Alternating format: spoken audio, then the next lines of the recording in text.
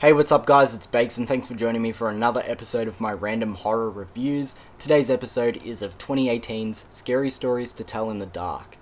Now, this is a movie I had seen before, only once the year it came out, so 2018, roughly 5 years ago, something like that.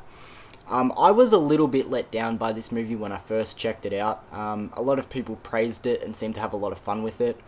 And not to say I thought it was a bad movie, I just thought it was average, so I was a little bit underwhelmed, a little bit disappointed with that. However, especially as of late, I'd really been thinking back on particular scenes and parts in this movie, and really had a drive to check it out again, which I did the other night. Sometimes that's the case with movies, you just need to sit on them for a little bit, and then, once some time passes, you think back and you go, yeah, I really want to check that out again. So I'm really excited to talk about this movie, but before we get into my thoughts of Scary Stories to Tell in the Dark, we'll quickly go into the plot a little bit. This is a movie that takes place in the 1960s, 1968, in this small town in America. There's this urban legend, sort of this girl named Sarah Bellows, who was locked in this big house in the basement, and she used to tell scary stories to the kids through the walls and whatever. And a group of kids eventually went missing, and she was sort of blamed for it. Yeah, that's sort of the urban legend going around this town. But now we follow this group of friends who, on Halloween night, break into the Sarah Bellows house, and they find this book that holds her scary stories, and our main character ends up reading a few, and they end up coming to life, and these stories actually come into fruition in the real world. So it's a pretty cool story. It's a fun sort of idea. So as I said, I had a real drive to check this one out again, but let's get into my thoughts of Scary Stories to Tell in the Dark. Now, as I said in my intro, this is a movie that I had seen once before, and my first time seeing it, I did feel like it was a little bit of a letdown. My first time watching it was 5 years ago, so it's hard to really remember what exactly I felt let down by. My best guess is that my expectations were probably just a little bit too high, after hearing everyone sort of praise this one, or majority of people praising it. This movie is also based off a book series which I never read, so maybe just a lack of nostalgia that other people may have had, I'm not really too sure. But rewatching it this time around, I was just super invested, like right from the start. It has this really cool throwback vibe, as well as this really cool Halloween vibe, because it opens on Halloween, and it sort of carries that vibe all the way through the movie. This small town location setting, just really fucking cool. I love that in movies. The first two acts of this movie, I was just super invested, and I was super entertained, engaged. I loved it. The third act was definitely the weakest. Not to say it was bad, just maybe a little bit of a step down, but we'll get into that later maybe. Yeah, just this time around, I knew that I was going to be watching this movie with a completely different experience. I'd probably say about 10 minutes into the movie, I was just looking at it. I felt like I was looking at it with a brand new pair of eyes. I really fucking loved this movie, like right from the start, super invested going forward. Now to one of the main points that a lot of people like to bring up with this movie, the design of the monsters and how Sarah Bellows' stories come to life and the attacks that happen on our characters. They're all done really well. First of all, starting off with the effects of the monsters, ghosts, ghouls, whatever you want to call them, they're done really fucking well. First of all, I've heard that they're really good adaptations of the illustrations in the books, which, as I said before, I've never read the books, so I can't really comment on that too much, but all of the practical effects done in this movie are, like, really fucking good. All the, as I said, ghost monsters look really fucking creepy. It's all done really well. There are a few moments of shoddy CGI, but I wouldn't say it's bad enough where it completely takes you out of the film or makes you look back on other moments less fondly. But as I said, the practical effects are done really well. The scenes where Sarah Bellows' stories come to life, I think, are really well executed also. They balance all, like, the themes and emotions really well, and what I mean by that is, I think the best example is when the story The Big Toe comes to life. Because, first of all, if you haven't seen this movie, you're probably going, what the fuck are you talking about? But the scene where the Big Toe story comes to life, I think, is done super well, because that story is about a zombie ghoul lady walking around going, "Where's my big toe?" And that can be really goofy, and there are moments where it does make you chuckle. But it is balanced really well with horror also, and suspense. It puts you on the edge of your seat where he's trying to hide from this zombie and you don't know where it's going to be walking next. I think that's balanced really well.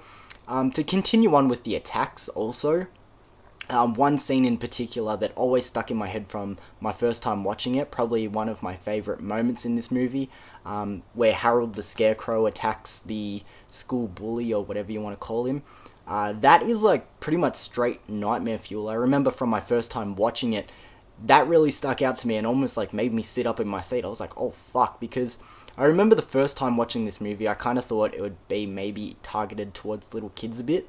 But that scene is like straight, as I said, nightmare fuel. Like, to spoil it a little bit, that character is like full being turned into a scarecrow, like pulling straw out of his mouth. He's like gagging on it. He's got it like coming out of wounds in his body. It's like really fucking creepy. But all of the attacks in this movie are pretty much done really well. Even the Pale Lady one, which didn't stand out to me the first time watching this movie, but this time was really fucking creepy, really unsettling. I just think all the attacks and Sarah Bellows' stories coming to life were done really well. Now to get into a few of the negatives that I had with this movie. As I mentioned earlier, the third act, by all means, it's not terrible or unwatchable or anything like that.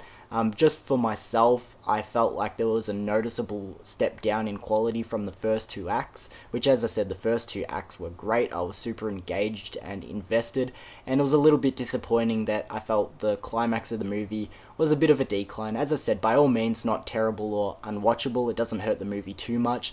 I just wish it stayed on the momentum that the first two acts carried. There's also a commentary in this movie on the war and the selection for war, the election going on at the time. One of our characters is a draft dodger. So as I said, this movie takes place in the 60s. I get, it's in the time and whatever, but I felt like it was sort of unnecessary for this movie. I didn't feel like it really went anywhere. That draft dodging character in the final act, he sort of has this confrontation with a monster that, sort of calls him out for being a coward, and he has to weigh up that, am I a coward for, dodging this draft? But at the end of the day, I just don't feel like it really went anywhere, and I didn't feel like it was overly necessary. If it was taken out of this movie, I don't think it would have changed too much, honestly. So I just have a little bit of questions about that. And right at the end of this movie, I wasn't too sure with what was going on. It sort of feels like it's setting up a sequel, which I think a sequel was meant to happen. I did a little bit of research to see if I could find anything about it. And I found articles, but it seems like there's not too much traction going on with, a sequel to this movie, which is a little bit disappointing now because, as I said, I liked this movie a lot more this time around, and I'd love to see a sequel, but I'm not sure if that's going to happen. So with that being said, the ending to this movie just feels very open. It feels like not a lot of questions are answered, or, it just leaves you very open and, sort of wondering what's going on, which didn't really suit the vibe to this movie. I feel like I wanted it to either have a sequel or just round off and give us a more solid ending. But overall, not too many negatives. A few of them are a little bit nitpicky, but I just thought they were worth mentioning, bringing up for this film. Alright, so to wrap up this review and give my final thoughts and ratings, as I said, I really enjoyed this movie this time around, and I'm super happy that I have come around on it. Better late than never. There was just many scenes and parts in this movie that I kept thinking back on, and I was like, yeah, I really have a drive to want to check this out again, and I'm so happy that I did. As I said, it's sort of hard to remember what I didn't like about it the first time round. As I said, my expectations were probably just a little bit too high. And as I mentioned before, it's not like I ever hated this movie, I just didn't really get the hype. I thought it was okay. If I rated it back then, I probably would have given it like a 6 or something like that. But this time around, I'm going to give Scary Stories to Tell in the Dark. I just realised I've been saying from 2018 this whole video. It's actually from 2019. So I got to learn to fucking read.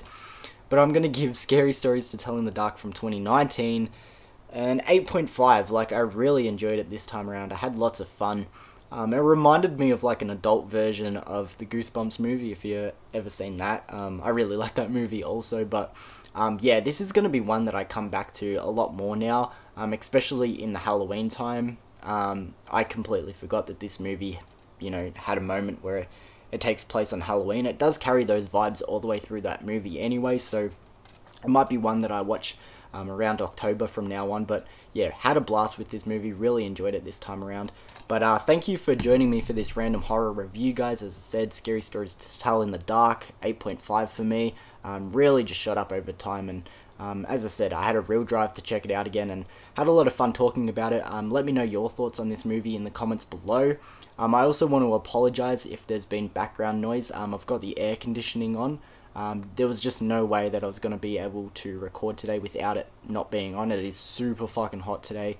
And I'm a little bit burnt from working through the week anyway, so I just needed to have this on because it's just way too hot. But hopefully it hasn't been too much of a distraction and the noise hasn't been too loud. But as I said, thank you for joining me in today's episode. Feel free to let me know your thoughts on Scary Stories to Tell in the Dark. Hopefully you guys have been enjoying my random horror review series being back and sort of gaining more traction again. But yeah, thank you for joining me in today's episode, and I'll see you guys again soon. Peace.